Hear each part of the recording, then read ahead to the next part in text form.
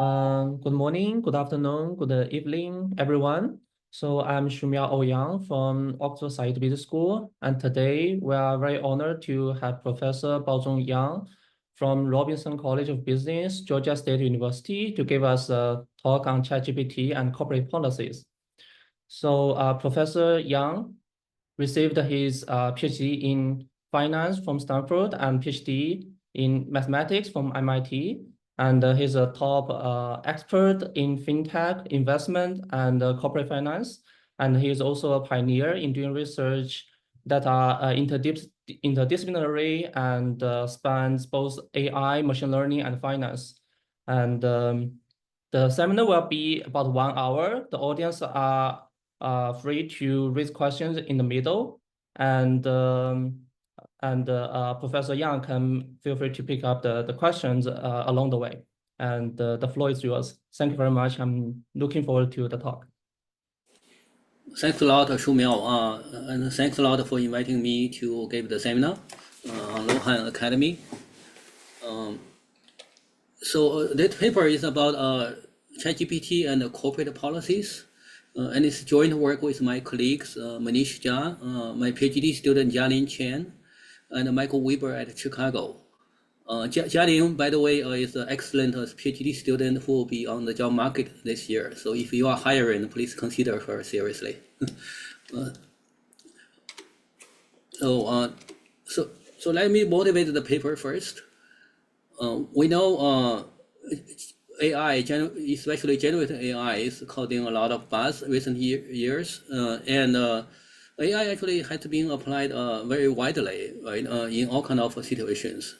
And for example, in the corporate world, but we also think AI potentially can help us as financial researchers. So this paper aims to use generative AI to help us understand corporate policies. So why do we care about corporate policies? Because they are central to corporate finance. Especially investment policies are very important to corporate growth and aggregate fluctuations of the macroeconomy. Therefore, in this paper, we mostly focus on investment policies. In fact, according to the new classical models of investment, Tobin's Q should be a sufficient statistic for describing future investment opportunities. However, Tobin's Q can only incorporate publicly available information to the market. Managers of the companies may have private information that's not fully incorporated into prices. Now, is it possible to obtain such private information? Well, managers can disclose their private information to the market through the earnings conference calls. Of course, once disclosed, it's no longer private, right? It's public information. But still, extracting such information from the, a very long earnings conference call may not be an easy task, even for humans. So this opens up some opportunity for finance researchers to use textual analysis to analyze earnings calls. But before ChatGPT, it's very hard to do complicated textual analysis to extract, for example, expected corporate policies in the future. ChatGPT and other large language models really is a milestone, right? We know that such models can take very long, sophisticated questions and process long text and provide answers just like human experts. Now, I don't have to introduce ChatGPT to you because I'm sure everyone knows what it is. Just to suffice to say, the launch of ChatGPT in November 30th, 2022 is really a milestone in AI research and perhaps in the world history. Now, in this study, we utilized ChatGPT to extract corporate managers' expectations about future investment policies and also study the economic implications. In particular, we have the following 3 questions. One, can advanced AI model such as ChatGPT help us to understand corporate policies? 2, does the extracted information from conference calls provide information beyond existing measures of investment opportunities, such as Tobin's Q and other measures? And does such information actually furthermore have implications on asset prices? Well, just to give you a brief preview of our main results, this is my favorite graph in the paper. The green line is the change in capital expenditure of all the firms, all public firms in the US in the next year, okay? And the blue dotted line is our extracted ChatGPT investment score average across all firms every year. Keep in mind the green line is the future realized investment, and you can see that the green line and the blue line align very well, indicating that ChatGPT investment score has predictive power over future investment. And we show that it's true both for short term and long term.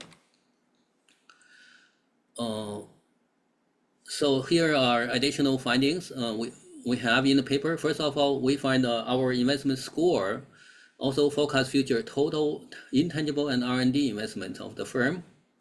In terms of returns and asset prices, we find high investment score firms experience much lower future abnormal returns, even after adjustment for investment factors. And we find actually short-term return to be actually positive. Well, I will explain more about that. So to summarize, we find the information conveyed by manager and extracted by ChatGPT contain very important information, and such information is also more predictive when the firms operate in an environment that's more dynamic and subject to change. Let me just briefly summarize the contribution of the paper. First of all, we are among the first batch of papers to demonstrate the power of generative AI in finance, and maybe one of the first, maybe the first to use AI tool to extract managerial expectations of corporate policies. Now, our study is related to the investment Q relation study. This is a very large literature in economics and finance. We show that so the generative AI tools can help us to provide new information for investment opportunity beyond Tobin's Q, right? There's a long literature showing that Tobin's Q matters a lot. I mean, matters tremendously theoretically, but not so much empirically. And why is that? Papers such as Erickson and Whitehead try to correct errors in Q measurement. And Philippon and Peters and Taylor suggest other measures of Q that work better. But our paper is complements such studies by providing even more information beyond Q. We also add to the feedback literature. The feedback literature in finance show that financial market provide information, important information to corporate management. And we show that the other half of the loop, feedback loop is also important because managerial information can also be important for the market itself. We also expand and complement existing surveys of executives, and we can do it on a large scale and cost effectively. There's a large literature using surveys of professionals and management to conduct all kinds of studies, but such surveys are typically very costly to obtain. And we show that we can do so very effectively using the generative AI tool. And finally, our paper is a step forward for textual analytics studies in finance and economics. Historically, people use more traditional textual analysis tools, including machine learning. But generative AI is really broadens the scope of application of textual analysis and allow us to analyze very complex concepts. Okay, I actually will study our analysis with a model. This is not in the current version of the paper because we are revising the paper. but we build a stylized model to motivate our study. So the model basically is about a corporate investment model, 3-period model. The company started with a certain unit of productive capital, and in every period, the company can adjust investment with nonlinear cost, right? That's standard assumption in the investment literature. Capital depreciates, and the product function has constant return to scale. These are all standard models. What's new here is that we allow the coding skill to consist of several components. One of the components, QMT, is a private signal from or private information from the manager of the firm. And at the beginning of each period, the manager actually publicly discloses her signal to the public through earnings call. And I will skip the derivations and mathematics of the model, but the model can make 3 predictions. First, future investment of the company is increasing in the managerial signal QM, right? That's a classical, this is basically has the same intuition as the classical results, where better investment opportunities or Q correspond to higher investment in the future. That's not surprising. The second one is other things equal, the short-term return around the disclosure date of the firm is increasing in the new signal provided by the manager. This is because over the short term, if the manager sees better investment opportunity, then he will make optimized investment policy for the firm. Overall, that will increase firm value, right? Because better investment opportunity implies better total returns in the future. So in the short run, firm value will increase. However, we also have an interesting prediction that over the long term, the expected return is decreasing in the signal. This is because if the short-term firm value increased, it already incorporated information in the investment opportunity. And as a result, actually, expected return in the future will be lower because of the higher current firm value. And this result is, I mean, the intuition actually is consistent with the investment CAPM literature. For example, by Liu, Zhang, and Whitehead, and a bunch of other papers about investment CAPM theory. Well, those theories all imply that high investment firms actually will have lower returns in the future, right? So they, instead of higher return, right? So this is consistent with that literature. And we find the prediction 2 and 3, I mean, seemingly paradoxical predictions actually are all consistent with theory. All right, now let me go to the data of our study. So first of all, we have earnings call transcripts from Seeking Alpha, and we obtain, we also use the original quarterly Duke CFO survey data, firm level data, gracefully provided by John Graham from his paper. And we use a bunch of typical accounting variables and stock returns from CompuStat and CRISP. The final sample in our paper consists of 75,000 firm quarter level conference calls from the period of 2006 to 2020. We started in 2006 because that's when a conference call become widely available. Before it's very sporadic. And our sample consists of about 4,000 unique firms. So it's a large bulk of the US public firms universe.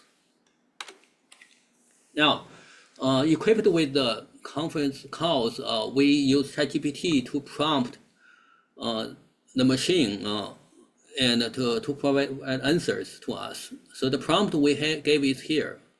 We asked ChatGPT to be based on this text only, based on the conference call.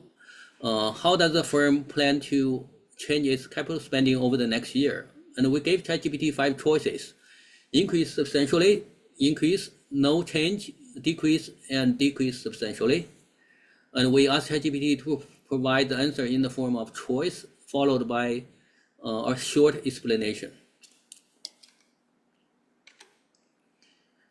When we use ChatGPT, there is a limit of about 3,000 word for each call, each prompt. So we split conference call text into 2,500 word chunks.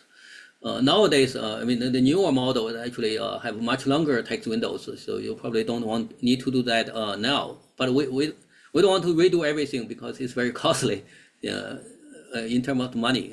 So anyway, even with the older model, we show a very strong result here. We assign a score of -1, -0.5, 0.5, and 1 for each of the choices. Sorry, corresponding to decrease substantially to increase substantially. Then we take the average of all the scores across multiple chunks of a earnings call to build a firm quarter level measure. We call it a ChatGPT investment score. This score is between -1 and 1. And here is a distribution of the ChatGPT investment score. Panel A shows that actually about 75%, 3/4 of the time, there's no indication of change in investment policy. Only in the remaining 1/4 of the, actually, sorry, panel A is based on text chunks, right? 2,500 chunks. So 1/4 of the chunks show substantial changes in the policy, right? But if you aggregate chunks to conference call level, each conference call is about 7,000 to 10,000 word long. And we see that on the panel B, around half of the have non-zero ChatGPT investment scores, right? It's about evenly distributed around there.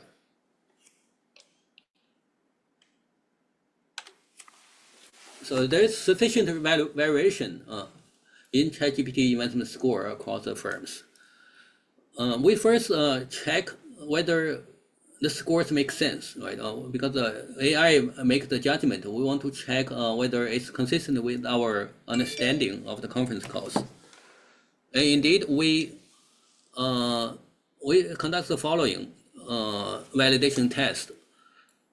We separate calls into low ChatGPT investment scores and high ChatGPT event scores, and we extract the ChatGPT answers in explanations from those calls and extract the most frequently appearing backgrounds.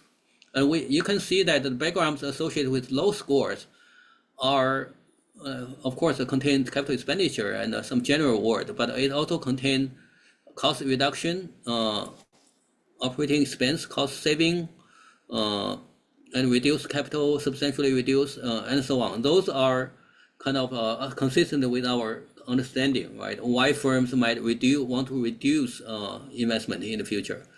And similarly, for the positive sample, for the high investment score sample, we observe revenue growth, new product, like share repurchase, and so on. These keywords are typically associated with need to increase investment. All right, we also provide more examples, detailed examples about high score and low score firms. Here is one example where the first example shows that the firm want to sustain growth rate and also make significant capital investment in the future. They also have a solid slate of planned launches throughout the year. So everything points to more investment. The second example shows that the firm will not have the cash flow, right? And capital expenditure will be down substantially. Again, consistent. In the paper, we show many more examples. So if you want to look, you can examine the paper for more examples. So that provides some initial validation of the score. The next validation comes from the aggregate investment in the next year and the score. And I already showed you this graph. This is another validation at the aggregate level. ChatGPT investment score indeed predict realized investment in the next year. And we'll further break down ChatGPT investment score across different industries. Here, we use 10 broad industries, and here's a heat map across all the years in our sample from 2006 to 2020. And the heat map, on the heat map, yellow color indicates higher scores and the blue color indicates lower scores. And we find some interesting patterns that's also consistent with our expectation. For example, in 2008, during the financial crisis, we find retail, wholesale, and manufacturing to suffer the most during the financial crisis, right? And also including banking and insurance companies. They will cut down investment most in the future. And in 2020, where COVID starts, we find that a lot of industries also expect to reduce investment, except software and biotech. Right? We know software companies and biotech do very well during the COVID because of remote work and also the vaccine introduction. So this is provide further validation of our measure. It's consistent. I mean, at the industry level, is also consistent with our expectation. Another validation we do for the measure is through comparison with real managerial surveys. In particular, we use the Duke CFO survey data. This survey was first initiated by Graham and Harvey in their pioneering study in JF. And this survey is a comprehensive survey on managerial outlooks on the economy, firm performance, and corporate policies. It's conducted quarterly now. Now it's jointly conducted with the Federal Reserve. However, it's very costly to conduct such a survey, and also the scale of the survey is typically just 200 to 400 managers. And we focus on the following survey question. In the Duke survey, relative to the previous 12 months, what will be your company's percentage change during the next 12 months in a certain corporate policy? And here we plug in capital spending policy. And we match our sample with the Duke CFO survey data provided by John Graham. We find there is a sample of 1,700 firm quarters match. It's a small sample, but enough for us to conduct some analysis. So in this sample, we calculate the correlation between CFO survey investment score from the real Duke survey data with our ChatGPT investment score from conference calls. Granted, those two data are not a one-to-one match, right? I mean, because one is from CFOs, the other one is from a public statement by CEOs and other managers. However, we still find them to be strongly positively correlated, even controlling for industry and year-quarter phase effects. So that's an additional indication, validation of our score. And having done the validation part, let me move on to summary stats. I don't have too much to say here, just to want to mention that we have a number of control variables, including, for example, total Q measure from Peters and Taylor's paper, where total Q include both intangible Q and tangible Q. We also have other control variables. And we also have variables about firms' intangible capital stock, physical capital stock.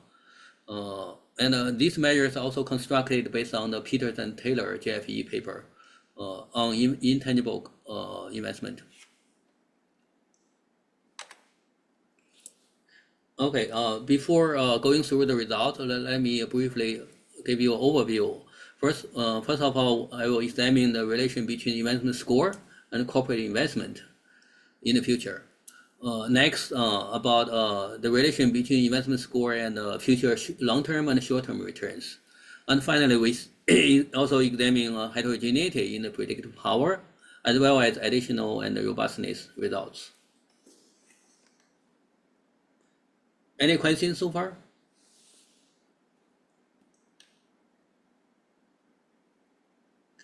Okay, if no questions, let me move on to the results.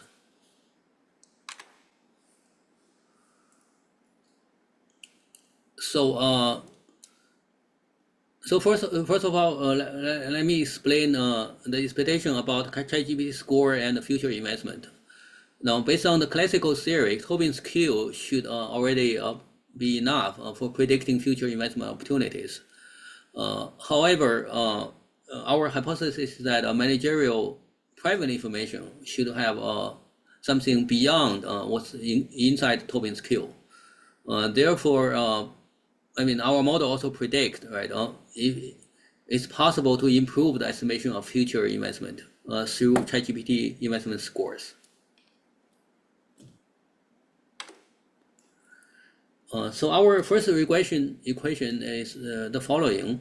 We regress future capital expenditures on the current ChatGPT investment score, controlling for total Q and lagged capital expenditure and a bunch of other control variables, as well as fixed effects. And for control variables, we include firm size, leverage, and cash flow, which are commonly used when predicting future capital expenditure.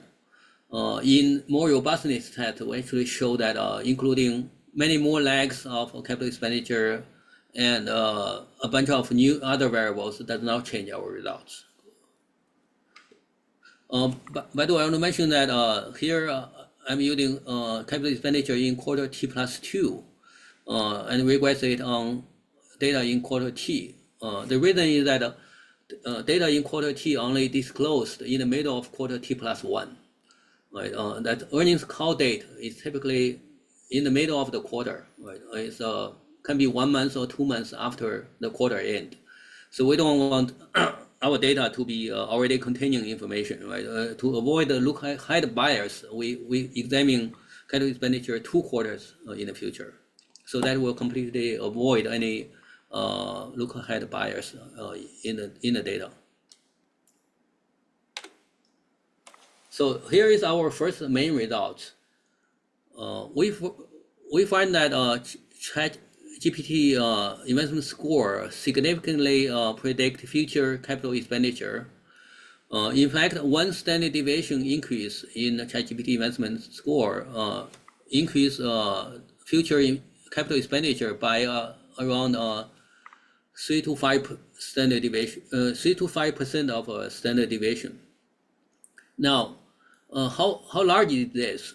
We can compare this magnitude to the sensitivity of capital expenditure to total Q, which is the most important variable for predicting future investment. And we find the investment sensitivity is around 60 to 100% of the sensitivity of total Q. So roughly on par with the total Q measure. So that means the power is very economically significant as well.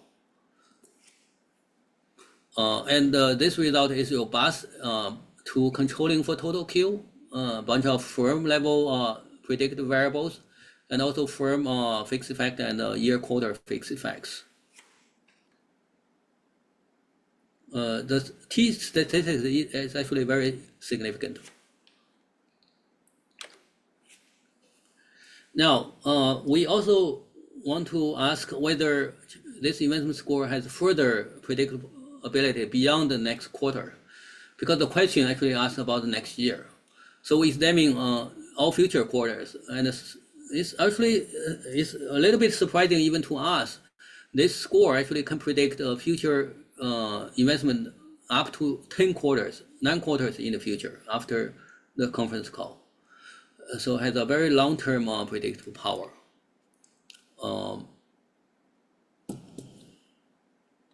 Yeah, so it could be very useful for corporate managers and investors. It indicates the information is substantial and long-lasting. We also examine whether this ChatGPT investment score can predict different components in future investment, including physical and intangible components. And we find that to be the case. Our score, ChatGPT score, actually predict physical investment, intangible investment, total investment, including both physical and intangible, as well as just the R&D very well. So may I ask a question? Yes. So for here you are still using the very general investment score. So if you ask ChatGPT directly about the specific investment in physical, intangible, and so on, can they get an even better investment score? It is possible. Yeah, it is possible. We haven't really tried that. But again, there's also a benefit of using the general score, right? Because the different kind of investment are highly correlated as well, right? So using the general investment score also allow you to gather more information from the conference call. But we can definitely try that in the future. Thank you.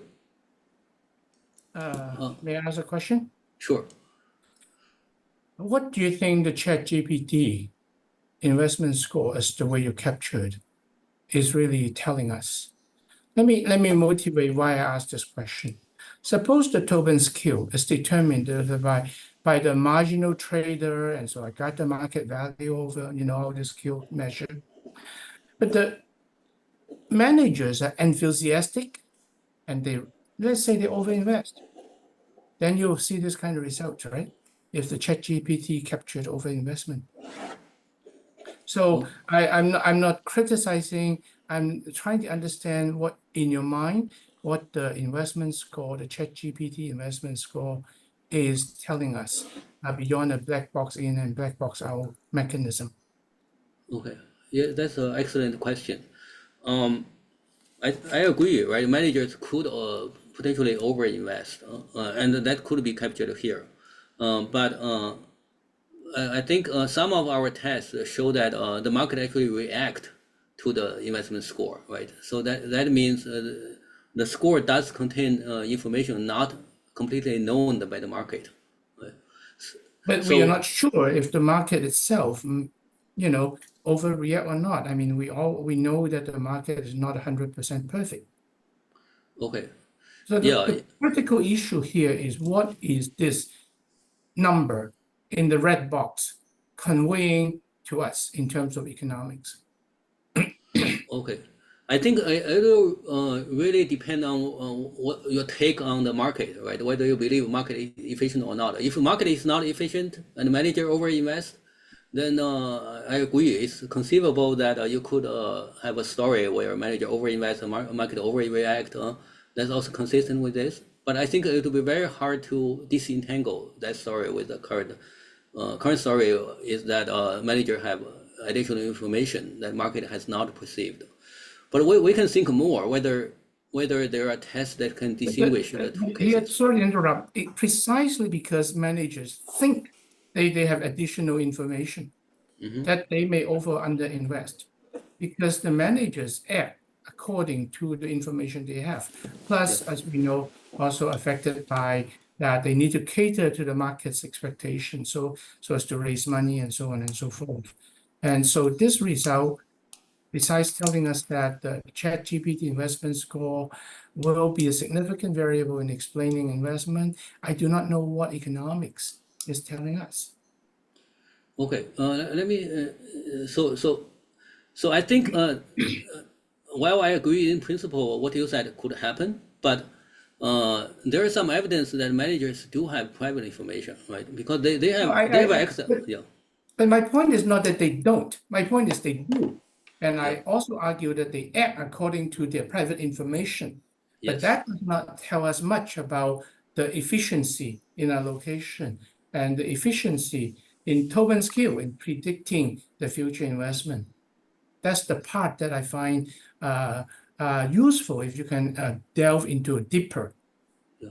So I think in this paper we are taking the stand that market is mostly efficient, right? But if the market is also totally behavior, it's very hard to build a story around this. But if you take the market is mostly efficient, then efficiency depends on what kind of efficiency. What if I take Fisher Black's position? There are some noise traders. I have to have some noise traders in order to have efficiency. Yeah, but noise trader and the Q is affected by noise trader. Yeah. I totally agree, right? It's possible, but I also do believe this contains substantial information. We actually have another follow-up paper we are about to make public. We in that paper we examine the economic consequences of of these predictions, right? From conference calls. We aggregate managers' forecasts for the economy implied by the conference calls and aggregate at the economic level. And we find that to predict future economic growth, employment, wages, and other variables, right? So these predictions do have real economic consequences. It's not simply like it's just some words, right? They actually affect real economic data. So I mean, you can. I agree with you. In principle, there can be overinvestment and other things, but these have real and also financial market implications. Right? Yeah, we'll think more about your comments. Let me move on for now, and we can discuss more if you want in the future.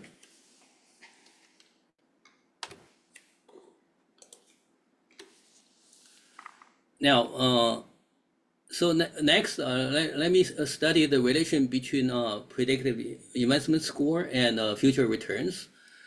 Now, much of this is also motivated by the investment CAPM theory. In this theory, there's an investment factor, right? This theory actually leads to the investment factor in the current leading models, like French 5-factor model and the Q-factor model. And they all contain an investment score, investment factor. The investment factor actually reflects that high investment stocks generate lower expected returns in the future. And that's also backed by theory. And our model actually also predicts that ChatGPT investment score actually will be negatively related to future expected stock returns in the long term. So that's our one of our main prediction of the model. Okay, so our key result here is that we regress future quarterly returns and abnormal quarterly returns adjusted by the French 5-factor model or the Q5-factor model, which already include the investment factor. Okay, and on ChatGPT investment score and total Q and past returns, and also control for fixed effect. And we find that our score predict future returns substantially. In fact, one standard deviation increase in our score lead to a decrease of around 1.5 to 2% annualized return in raw returns and adjusted returns in that quarter. So it's substantial economically as well. And actually, we show that this predictability actually lasts for up to 9 quarters. If you look at the returns in the next 9 quarters, is for French 5-factor returns is mostly significant for the next 9 quarters, and also for Q5-factor is significant through all the 9 quarters. Again, may I know what is your interpretation of this result? Yeah, our interpretation in the framework of rational, mostly semi-strong efficient market, right? This actually implies that the ChatGPT investment score contains information not incorporated by the market. What if I interpret this as the ChatGPT captured over-enthusiastic investment by the manager and therefore lower return? I'm giving you just a temporary makeup argument just to think, to see if we can drive deeper into the economic interpretation, the robust economic interpretation of the result. I take it as like it captures overinvestment. Okay.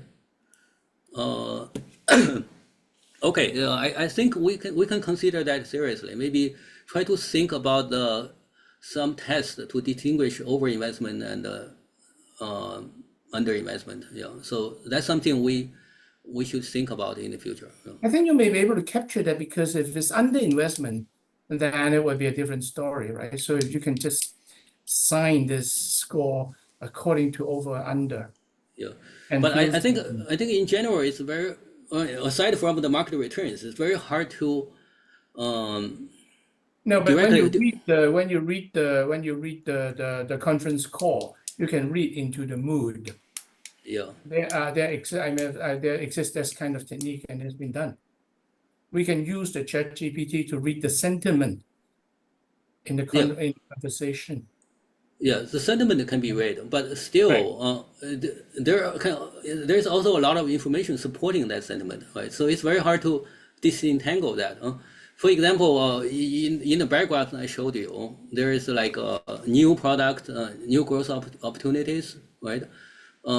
And those kind of and reduced cash flow, those kind of information are hard information, right? So it's I think it's virtually impossible to disentangle whether the sentiment is rational or not, because they could all be based on real information, right?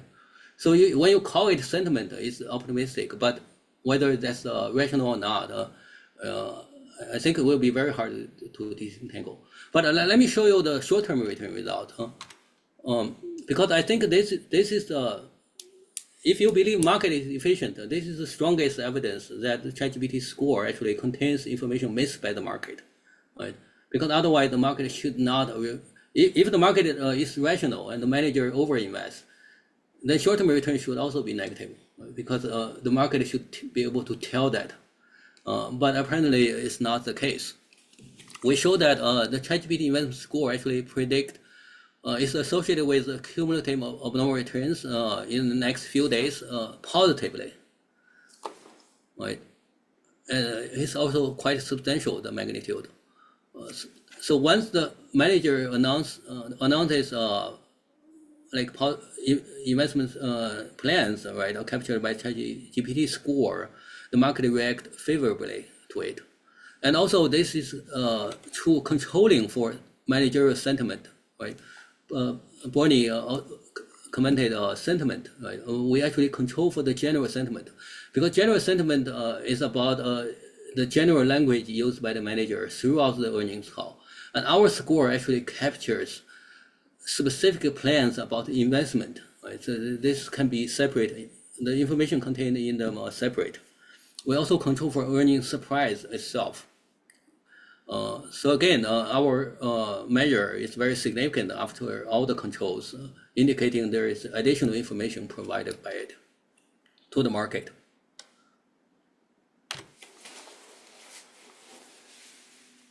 All right. So next, I want to see. We want to see whether the predictive power of investment score is depending on information environment of the firm. The reason is that the managerial expectation and forecast will be more informative if the firm operates in an environment with more uncertainty. It could be more useful for investors. And we use the following proxies: industry competition, firm size, and product life cycle stages as proxy of the environment. Right. You can argue that firms that operate in more competitive environment, or smaller firms, or firms that are in the earlier stages of their life cycle, operating in a more uncertain environment, right? More dynamic environment. So their disclosure will contain more information for investors. And we find that to be the case. We interact our score with the industry concentration, like Herfindahl and the top 4 market share of the industry of the top 4. So the sum of the market shares of the top 4 firms in the industry, the top 4 shares, and the firm size, and these are consistent with our prediction. Like firms that operate in more competitive industries, and smaller firms tend to, for those firms, investment score has higher predict power for future investment. We also look at the life cycle of the firm. This variable is taken from Holberger and Maximovich's paper, RFS paper, where they build a text-based life cycle measure of firms. So life cycle 1 means basically it's product innovation stage, and life cycle 2 is process innovation stage, and life cycle 3 is a mature stage, and life 4 is a declining stage. Right? It's kind of like from young to middle age to old. Right? That's similar to people's life cycle. And here in the early life cycles, firms are facing a more uncertain environment, and we find their disclosure or ChatGPT investment score is more informative in those cases. All right, we have a lot of additional results. Since I still have time, I will show them. First of all, most of the paper focus on investment policy, but we also show that the same technique can be used for other corporate policies. For example, corporate dividend policy and employment. And here are the result. We find that if you construct a ChatGPT dividend score based on dividend policy expectations, that is highly correlated with CFO's survey result on dividend policy. And same thing for employment policy, right? So again, that means our method is a general method that can capture all kind of corporate policy expectations in the future. A second, so the second result is that we also study whether analysts make forecast changes after the earnings call disclosure. If the earnings call do contain information about future capital expenditure, the analyst is likely to make changes in their forecast of investment as well. Right? That's also actually related to Bernie's earlier point, right? Whether we have a proof that managers do have additional information. I think this is another proof, because analysts actually, unless you assume analysts are irrational, right? If they are rational, they should read the conference call and pass the information from it, right? So after the manager disclose information in the earnings call, analysts should make changes in their forecast of capital expenditure in the future. And we find that to be the case. Now, not all analysts make investment forecasts, right? Only a subsample of them. So that's why the sample is smaller. But still, you can see that the relation between investment score and future analyst updates of capital expenditure forecast is very significant. Excuse me, may I ask a question about the forecasting? Yeah. Let's assume that, let's just make up a story that management conference call are to sway investors and analysts of the directions that the company is doing. And assume that there are two types of analysts. Some are easily convinced, some are harder to convince. Can we differentiate between these two types of analysts and see how they behave in your regression in this one? What I'm trying to do is to take away the possibility that the conference call are effective in convincing the market the way the manager wants the markets to go. Yeah, I think that's a good suggestion. We can certainly try to divide separate analysts into different groups, maybe more accurate analysts, for example, or analysts that tend to follow managers more, but less accurate, right? But we don't know, right? We don't know whether which of the managers are better, right? So a life anecdote is like the latest in the Nevada after when it dropped by 7%. The CEO came out and said we have lots of supply and so on and so forth. So we see this kind of story a lot. Mm-hmm. And so it may be useful to see if you can unpack this further by looking into more reputable, less reputable, the younger, the older, more experienced, less experienced analysts. Sure. And see how they behave. Yeah. Stubborn old guys like me are hard to be convinced, Okay. Yeah, that's great suggestions. Yeah, we'll follow up on that. Thank you. All right. As I mentioned earlier, we also control for a bunch of additional covariates. For example, we control for total. So first of all, we control for total kill even updated with the earnings call information. So we use the market value after the earnings call to construct total kill. And in our prediction, we still find the investment score can predict capital expenditure in the future. So in some sense, the market has not fully incorporated information in investment score, even after the earnings call. And we control for other variables as well as up to 8 lakhs of capital expenditures. So this is to avoid any dynamic capital expenditure policies in the past that can predict the future, but we control for up to 8 lakhs and results still exist.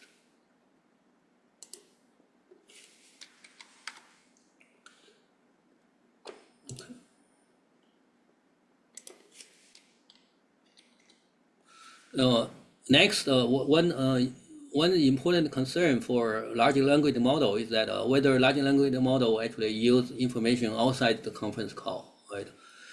There could be look ahead bias. For example, if the model use future information, not contained in the earnings conference call. To address this, first of all, we already specifically asked the model to only make inference based on the earnings conference call, right? So that's the first thing we do. But that may not be enough to dispel all the concerns. So we conduct 2 tests. One is the auto sample test. In this test, we use conference calls after ChatGPT's training period. Sorry, it's a typo. The ChatGPT training period of the earliest model is up to September 2021.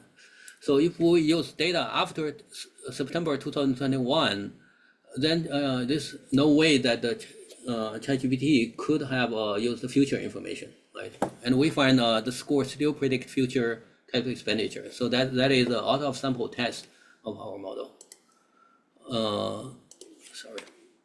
A second test is where we remove any identifying information from the conference call, including firm, people's name, and other product names. We remove all the proper nouns and identifying information. So it just looks like a generic conference call. Then it's quite possible that the ChatGPT will just treat it as the text and extract the useful information from the text itself, rather than relying on other information, because ChatGPT doesn't know where which firm it is talking about and which period it's talking about. And we find that to be the case. Even after removing firm names, person names, and product information, the investment score still significantly predict capital expenditure in the future. Here, we only conduct a test for a 10% random sample, because otherwise it's too costly for us. But even for the 10% random sample, it's very significant.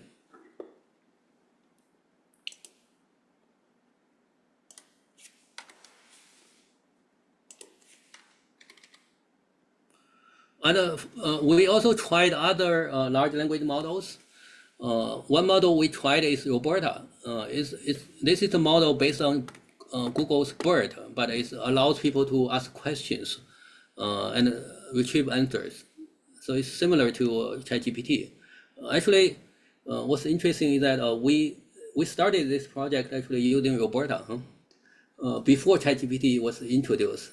But suddenly we saw ChatGPT coming, so we compared the performance. It's not surprisingly, ChatGPT outperforms Roberta. But again, Roberta does provide significant predictive power again. So it's not, Roberta is also trained, I think, on a smaller sample. So this further alleviates the look ahead bias, right? Roberta is even earlier model than ChatGPT. But again, even for the less powerful Roberta model, you see significant predictive power in the investment score. And also, if you put them together, both of them have significant power. So the model may have slight differences in their inference. So I hope that give you some evidence that the result is not specific to a particular model, right? You can use other generative AI models and still obtain similar results.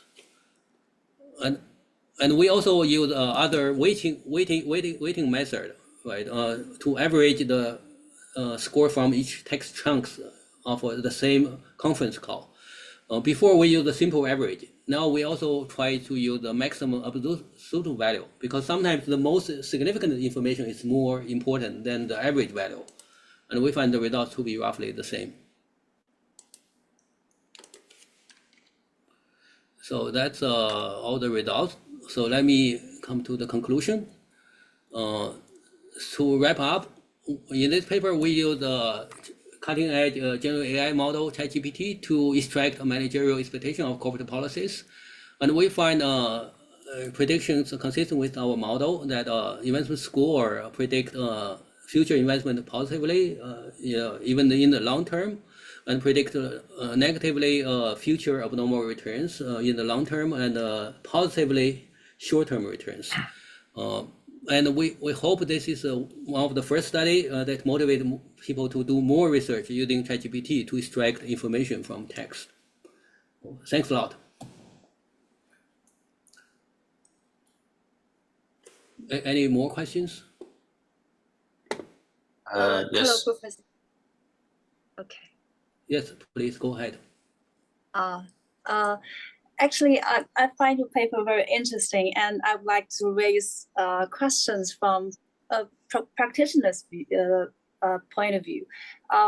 What do you think this means for financial analysts? Do analysts have to seriously worry about their jobs? And what are the implications for the market? Are you trying to say that the market will become more efficient with more AI usage? And probably, if it is not inconvenient, can you give us a clue on the cost of implementing this project? Because you mentioned several times some of the costs. Okay. Yes. I mean, our belief is that this should make the market more efficient over the long term, right? As more and more investors and even analysts themselves use these kind of AI tools, information will get incorporated into the market much more quickly. So that's our understanding, right? It may be for future researchers to test whether that will happen. Regarding the cost, this paper costs about $2,000 to $3,000 in total. We have to use it from our budget. Use ChatGPT 3.5. I believe if you use a more recent model, will be less costly, right? Because the cost has been decreasing over time, and there are even open source models now. So I believe for implementation, it's quite realistic now. Thank you. Bonnie, you have another question? Yeah, I'm thinking of the following. It seems that based on your concluding slides and the tone in your presentation, you are making the point that the ChatGPT capture managerial expectations and private information, and that lead to the series of results that you just present. What if I interpret this in another way? The ChatGPT is a very powerful way to capture what the management want to convince the world to believe in. I mean, sitting on the board, we know that we play the game this a lot. Mm-hmm. When we do our communication, when we do our conference call, our objective is to convince the investors and the analysts that the world is moving the way we do, and should applaud the way we raise or cut our investments, et cetera, et cetera. So there are two interpretations. One is your private information is reviewed by ChatGPT. The other one is that your ChatGPT is extracting the persuasion that there's a story that the management want the world to buy. If it is the latter, then it's more possible that it leads to bubbles. It leads to deviation from the fundamentals until the stock price come back down to earth. Is it possible to contest, to have these two hypotheses to run a horse race? Yeah, that's a great suggestion. Maybe we should write a paper on that. But basically, basically, does ChatGPT make the market more efficient or not, right? That's maybe one way to test the two different scenarios, and I believe it might be possible. Yeah. Although Well, we can identification talk about that. maybe I'll write to you. I have a thought how to do it. Okay, we can talk more about that maybe. Yeah, and that's a great idea. Thanks so much. Let's keep Hello. in touch. Hi, yes. Hi, Baozhong. This is Long Chen from Luohan Academy. Hi. So I have, sorry for raise this question in the end. So I'm trying to get what's the main takeaway from this paper. So basically, I was attending a conference call. Actually, it's actually I was present in Hong Kong last week for a major company. Then I think the both company's management, it is obviously anxious, eager to convey what it thinks about the company's future, including investment, other stuff. So it would be, seems to me, it's not too surprising that companies suggest, I want to do this or that they do this or that. So that's my, I mean, this is not surprising. If you cannot predict anything, then there's no point for a conference call. I have a related question regarding the predicting negative returns. I think it's very hard to claim anything about expect returns for several years written data.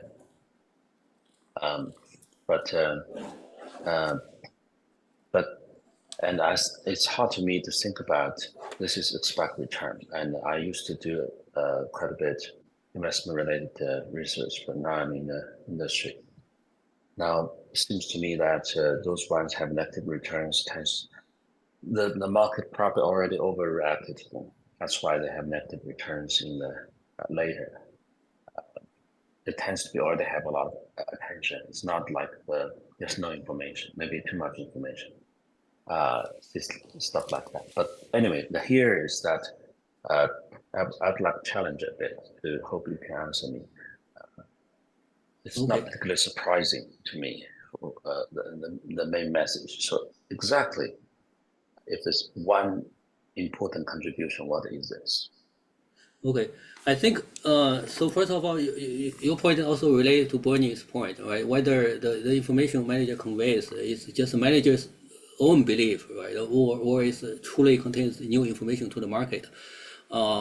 Yeah, I agree. I mean, if you take the stand the market is not fully efficient, then both story could happen.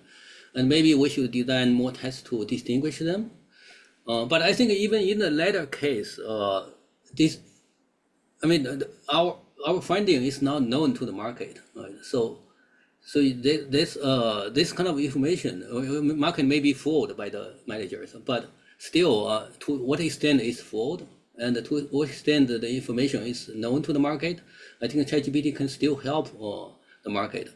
And on the other hand, even if it's a manager's own belief, right, it could affect real investment in the future. So it does have real consequences for the economy as well. So if that's the case, then that can have implication for the policymakers, right? For the regulators. Let me continue to press a bit. I think the whole purpose of the earnings call is really to convey a message in what they say. So especially for investments, not returns. So I think the main message of the paper is about what they will do practically in the future. And it will be shocking that they say one thing and they don't do anything at all. So because managers, they plan things, they hope that they manage expectations. They want people to think, to see what they will do in the future. So it would be, I think it's more shocking if it's all the way around. You find nothing, or even the opposite. So, and now I think it's consistent with what the manager's job, the conference call's job. So that's why I'm saying it's not. So we have to answer. It seems to me that it would be ideal to answer an important question. Here, Yeah. there's no surprise here. Yeah, I agree. It's not surprising, but again, it's not surprising. This is true, but this information was not in the publicly available in the market, right? That's the key, because even using Tobin's Q and other variables, you cannot perfectly predict future investment. And this variable, whether it's managerial belief driven or private information driven, is a key additional variable, even for researchers and investors to understand future investment policy. So that's our contribution. Before, we might know it's somewhere in the conference call, but there's no way to get it. And generative AI actually allowed us to retrieve this information, right? So in the future, investors can use this, analysts can use this, and also researchers can potentially also use this for further studies of managerial policies.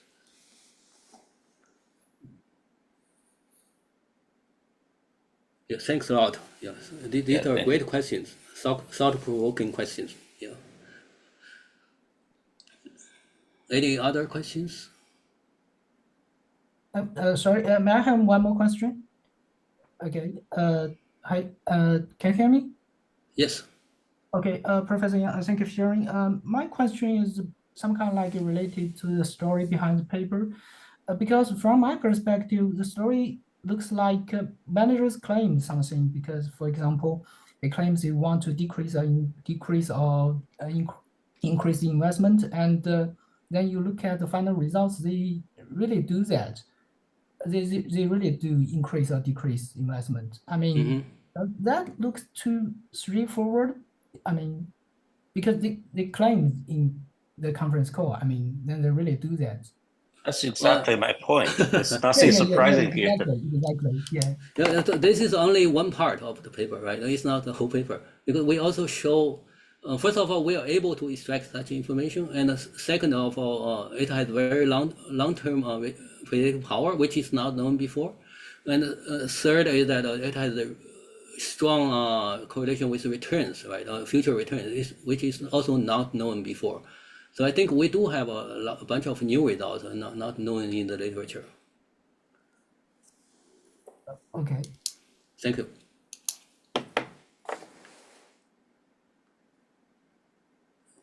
Okay, so if there are no more questions, then this is the end of the presentation. And thank you, Professor Yang, again for the wonderful presentation. And thank you everyone for attending and also asking questions. And hope can see you in the future webinar organized by Luohan Academy. Thank you so much. Thanks a lot, Shumio, and thanks everyone for the great questions. Yeah, I look forward to, if you have more questions, please feel free to contact me by email. Thanks so much.